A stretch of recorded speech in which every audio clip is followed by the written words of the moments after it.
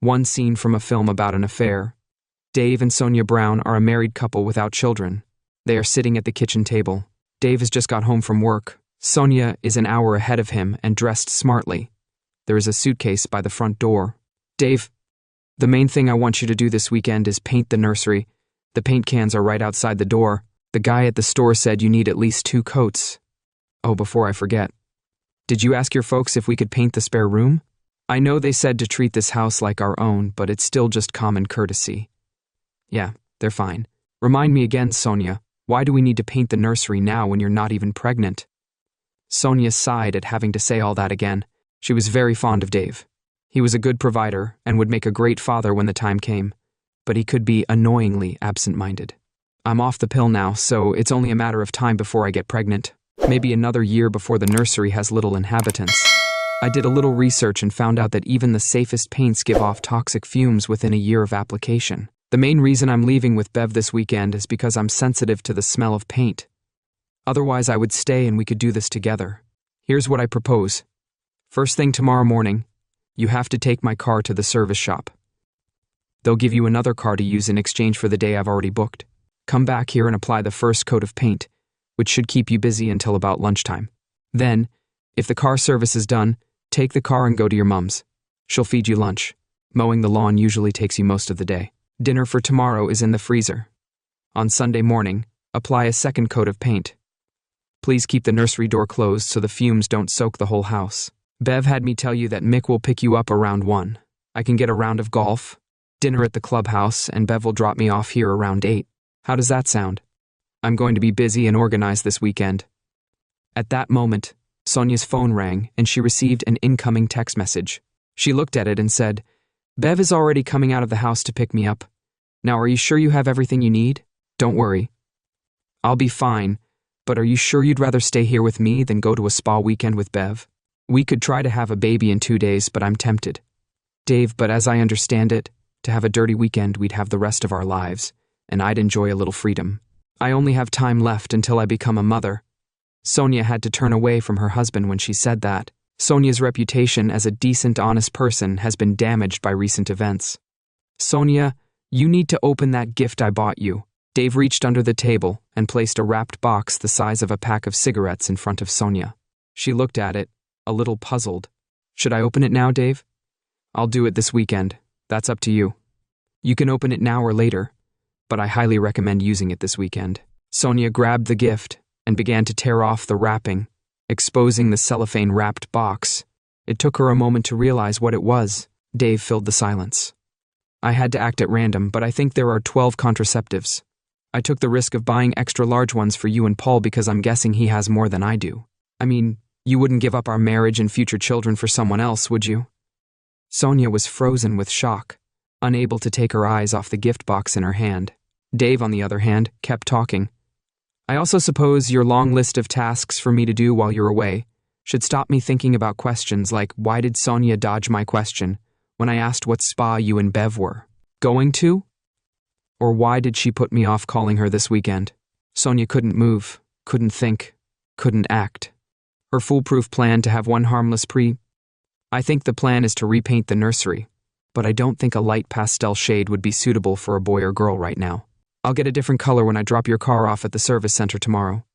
I suppose if you think about it, you have no reason to rush out on Sunday afternoon. Now that I know what you're actually going to do, I can see that your plan was pretty convincing. Dave fell silent and watched Sonia destroy herself with self. He was starting to wonder if she had a plan in place, and if the real reason for her trip would ever come out. He watched her book. Like a face, he realized there wasn't anything interesting going on. She didn't deny what he had said. Maybe the fact that he not only knew what she was going to do this weekend, but with whom convinced her that lying was useless. Maybe she finally remembered how fundamentally honest she was. He waited until she looked into his eyes to get an idea. He was curious about her thoughts. He finally asked, "Do you think I'm still going away for the weekend?" "I can't leave now. I have to stay." "Why, Sonia?" The thought of settling down and having a baby was scary, so no. "Why do you want to stay here this weekend?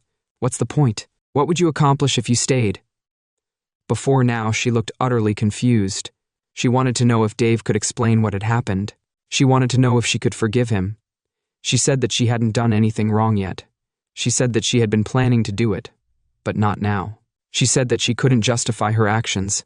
She thought about it for a while and decided to finally give in to Bev's whining and join her on one of her secret weekends away from her marriage. If she'd ever considered the consequences of being caught, she'd have realized that her marriage was strong enough to survive it. Now, knowing that nothing had actually happened, forgiveness was already granted. In her mind, all she has to do is get through this and then she can go back to making her plans for her life. That's what she thought for the last 6 months or so. That's why Dave's next words confused her. He told her to go to her husband, to go to her mother. He said she should just go for the first time since Dave's revelation. Sonia looked up at her husband's face. He was looking down and seemed calm. The only thing that seemed a bit off was the moist glow in his eyes. Sonia thought it would be best to leave for a while. Dave seemed angry, and she didn't want to say or do anything that he wouldn't easily take back. Sonia was composing a story in her head for her mother. How long do I have to stay away, Dave? Dave looked at her and shook his head. Always, Sonia. Sonia's jaw dropped. Dave ignored her reaction. Yes, we had 5 good years, but it's over. There's nothing left to talk about. We don't have kids, and this house belongs to my parents. We both make about the same amount of money. We have an equal amount of money, so there's no need to even discuss child support. I have spent the last 2 days hiding our money. I think that's fair, since I haven't spent a dime in all the time we've been together, and you've spent your share on clothes, that flashy car, and your weekend trips with Bev. I closed my accounts and credit cards. I'd say you could go to a lawyer, but that'd cost you more than you'd get back. I'd take it as a learning experience for your next relationship.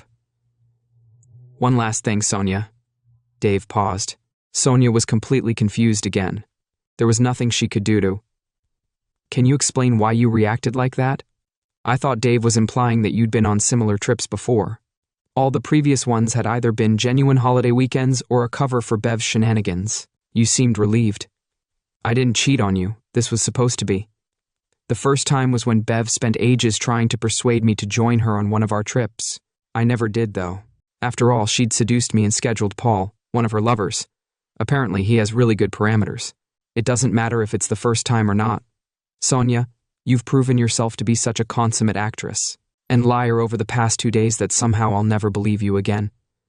That's what happens when you get caught in a lie. You lose credibility. But it doesn't matter. You admitted you intended to make me a cuckold. That's the end of it.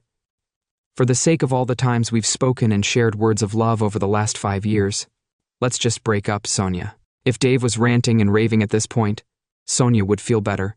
She'd have some hope that he was just spitting out his bile. The cold and passive tone of his voice confused and frightened her.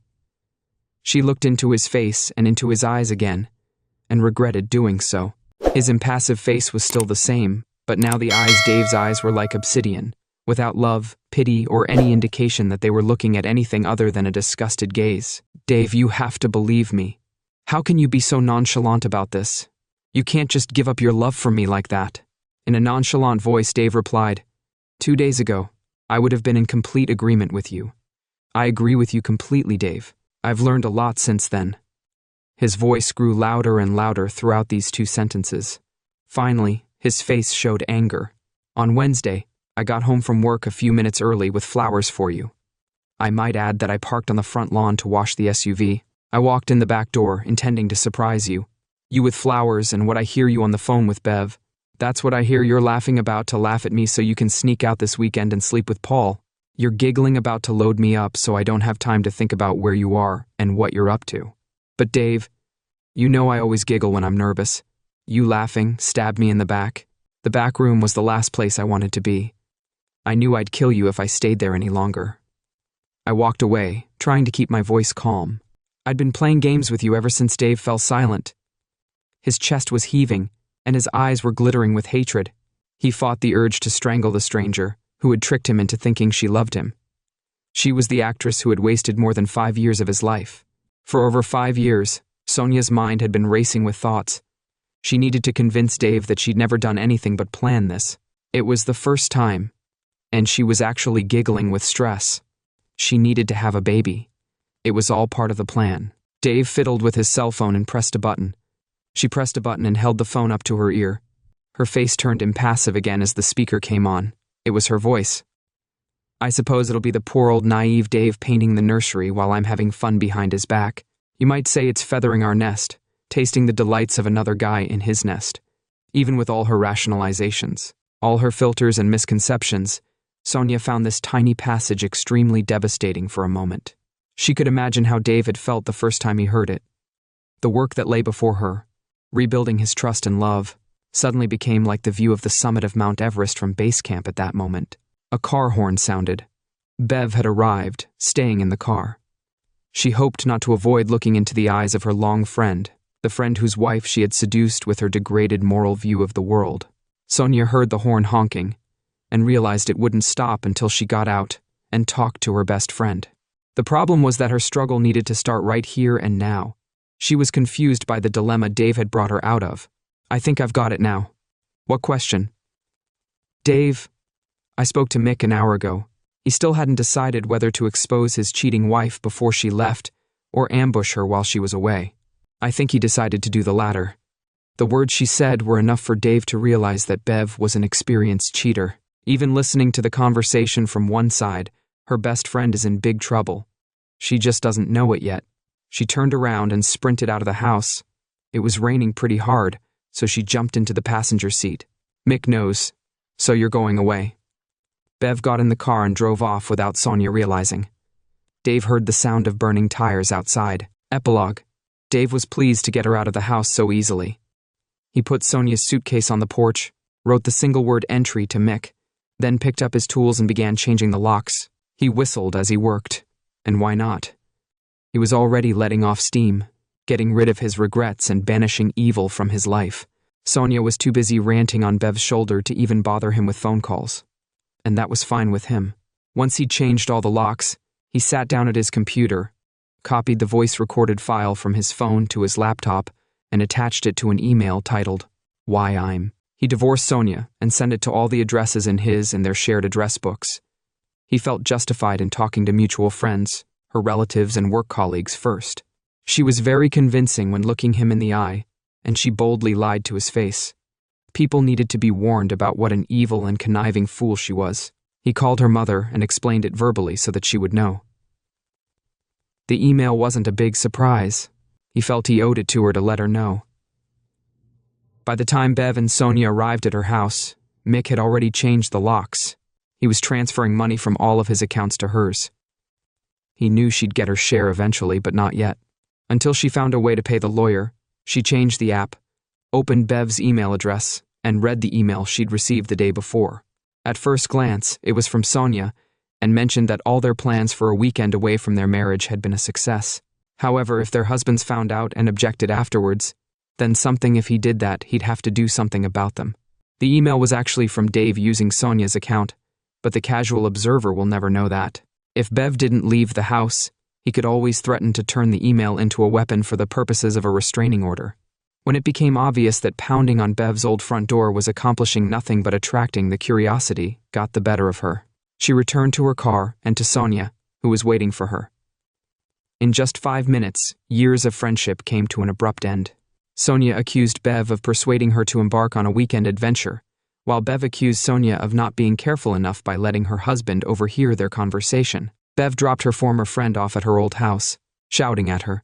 Sonia's calls to Dave's phone went unanswered, and she discovered that her keys no longer fit the locks when she tried them. Embarrassed, she went to her mother's house, where she was met with a very cold welcome over the weekend. Dave refused to answer her calls, but the following Monday night, she responded to a text message. If she arrived at the house at 2, on the next day, he told his roommate to keep an eye on Sonia while she packed up the rest of her stuff. Meanwhile, Sonia figured that since Dave had been so laid back on Friday, he wasn't really upset. She figured that with a bit of a fight, he might forgive her one day. She knew he was a pretty easygoing guy, so her plan was to sneak into the house on Tuesday, cook him an amazing meal, and then meet him at the on Tuesday. She was dressed for love. Their neighbor let her into the house and said he'd be back later to check on what she planned to pick up. Sonia wandered around the house, already feeling like a stranger. It smelled like paint, and the door to the children's room was closed. Curious, Sonia decided to see what color Dave ended up choosing. Opening the door, she stepped in, and the blood left her face. Sonia realized she'd misread his emotions. He'd used the paint she'd brought, written in angry letters across the wall. Cheater, stolen, 5 years, fool, and betrayal. Sonia leaned against the door jamb as it all hit her. She looked down in horror. The paint was still wet and left a wide streak on her arm. She bounced away from the door, shivering. If she had been branded with horrible words screamed at her from the walls for the first time, Sonia saw her actions for what they were. She realized the damage and pain she had caused both her husband and herself. Screaming in sympathy for her husband and for her own loss, Sonia Travis née Brown packed her belongings and left her home for the last time, dreading the pain and humiliation that lay ahead.